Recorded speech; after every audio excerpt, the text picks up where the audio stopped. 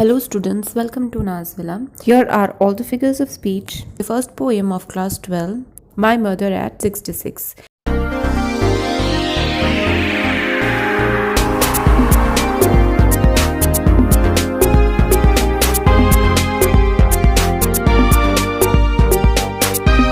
You can also find the animation video on My Mother at 66, full line by line explanation in detail. We are on the point of completing our syllabus of class 12 for this year.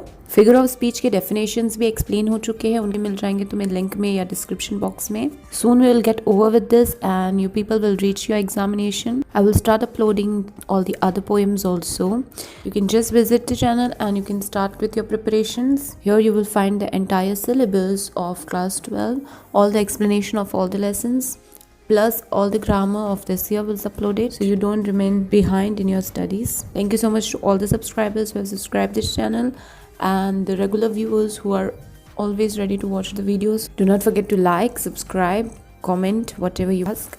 Feel free to ask anything related to the syllabus, any doubt you have. I'll read the comments and try to reply every one of you. So let's begin. The poem is also very easy and the figures of speech are also very easy.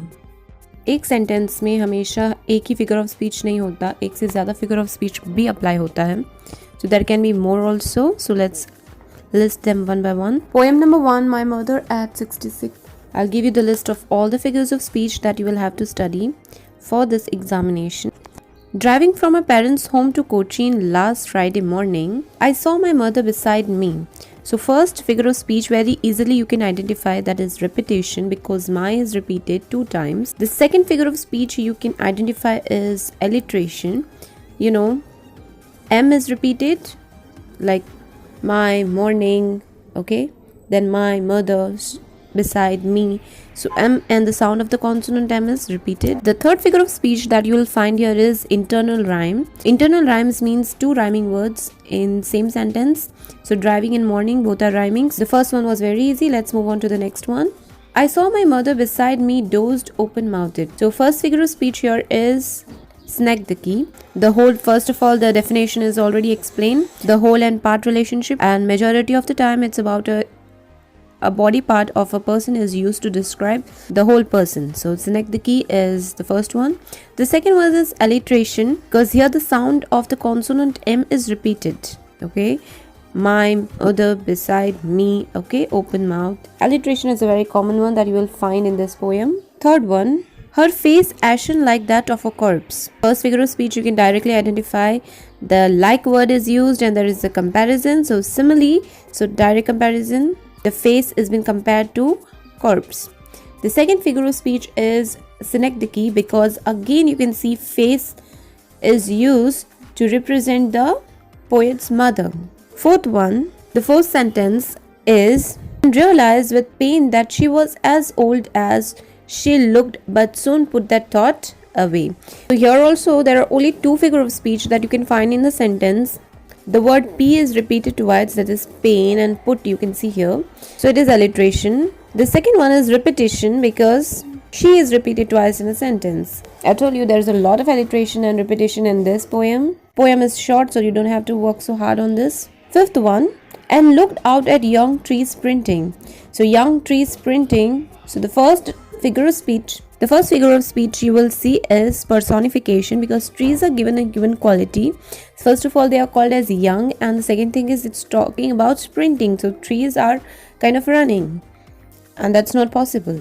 Okay, the second one you will find here is hyperbole, because again here there is an overstatement about trees are sprinting, the same thing, but because it's not possible for a tree to run. But if you look at them from a window of a car that is moving, you will see that the trees are also moving. Let's move on to the 6th sentence. The married children spilling out of their homes.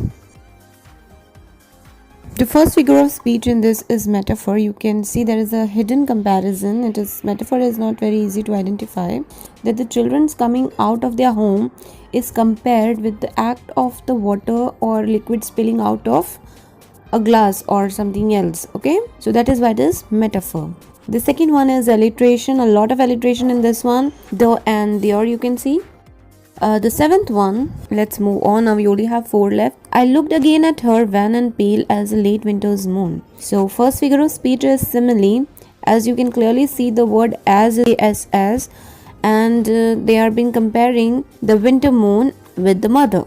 Okay, with the use of, so directly compare किया गया है, not like metaphor जहाँ पे पता ही नहीं चलता comparison हुआ है. The second one is tautology.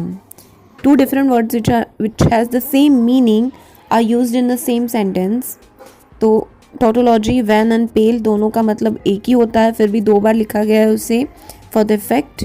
Second, the last one is as you can see, alliteration. Alliteration is everywhere. So word W is repeated. Alphabet W is repeated again and again. Eighth one, and felt that old familiar ache, my childhood's fear. So number 1 is alliteration again with the F repeated again and again, felt familiar and fear. Next one is personification. Ache is given a human quality of being old. Okay. दर्द, एक का मतलब होता है दर्द, और दर्द जो है वो बहुत ही ओल्ड है.